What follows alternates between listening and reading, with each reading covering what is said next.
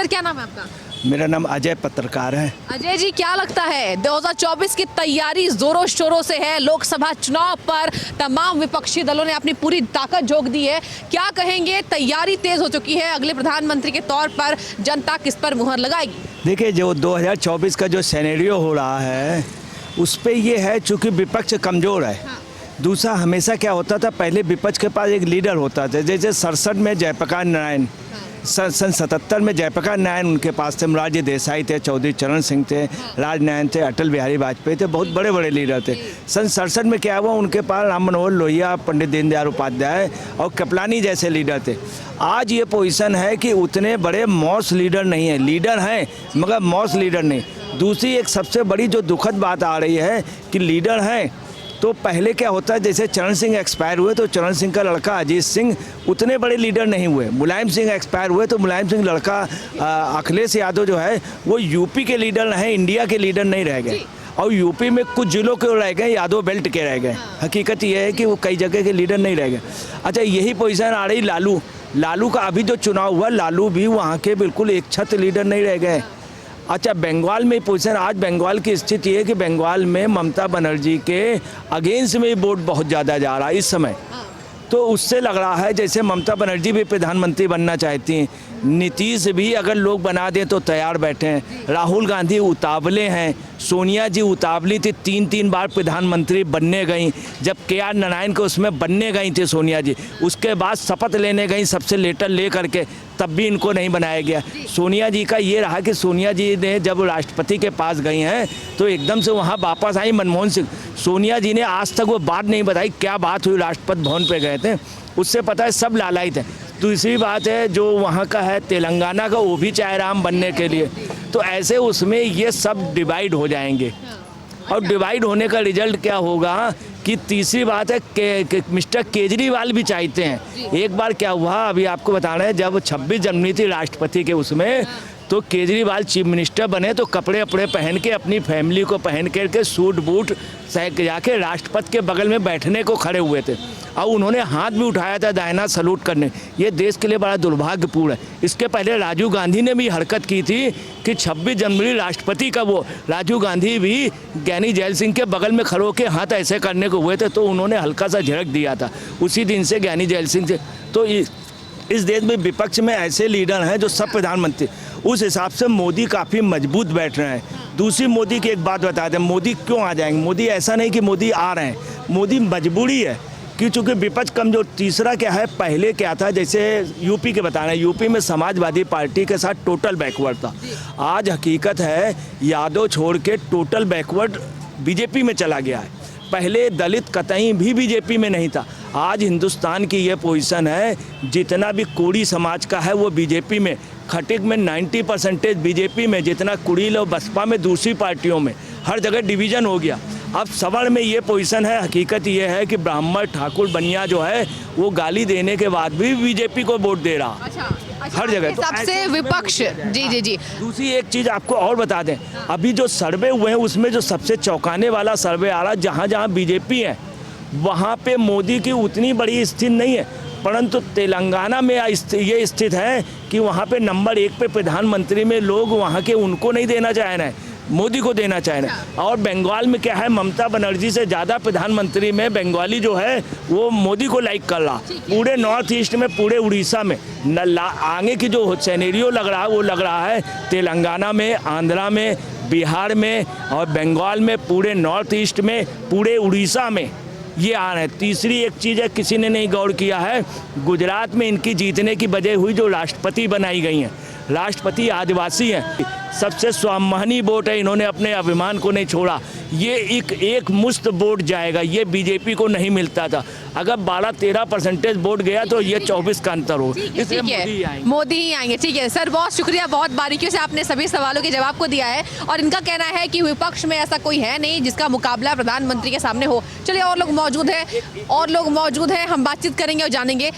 युवा हमारे साथ मौजूद है। क्या लगता है, आपका नाम क्या है? हिमांशु सिंह। हिमांशु जी, क्या लगता है 2024 के लिए पूरी पार्टियों ने अपनी पूरी ताकत झोंक दी है, अगले प्रधानमंत्री के तौर पर जनता किसको देखना चाहेगी? सबसे पहले हम बताएं कि प्रधानमंत्री का अगर बात हो 2024 चुनाव की, तो इसमें मुझे लगता है कि अब समय आ गया है कि बिहार से प्रधानमंत्री बनेंगे। आप बिहार के हैं क्या? हाँ, बिहार से हैं। और ऐसा कहा जाता है कि बिहार और उत्तर प्रदेश से ही सांसद भवन का चलती है। तो अब समय आ गया है, वक्त आ गया है कि बिहार का मुख्यमंत्री, अच्छा हाँ, बिहार से ही मुख्यमंत्री आएंगे। अच्छा, बिहार का मुख्यमंत्री। जी। अच्छा ठीक है आपके हिसाब से हाँ सर, क्या कह रहे हैं? ये जो बिहार वाली बात कही, मैं आपको एक बात बताते हैं, भैया का मैं सम्मान करता हूँ। किसी भी कीमत पे बिहार का प्राइम मिनिस्टर नहीं बन सकता हिंदुस्तान में। उसकी वजह बता दें आप। क्या सुनिए, द्वापर युग में आइए, द्वापर में जो सबसे सशक्त था वो जरासंध था, सबसे सशक्त। और भगवान कृष्ण ने वहाँ पे राजनीति करके, कूटनीति करके जरासंध को नहीं बनने दिया। राष्ट्रीय गीत जो है उसमें है जनगण मन अधिनायक जय हो, जिसमें है बिंदई हिमाचल यमुना गंगा उछल जलत तिरंगा। उसमें सब राज्य हैं, पंजाब भी है, वो बिहार का नहीं जोड़ा गया है। चौथी बात बता दें, बिहार का सबसे बोल्ड, सबसे ईमानदार व्यक्ति राजेंद्र प्रसाद था।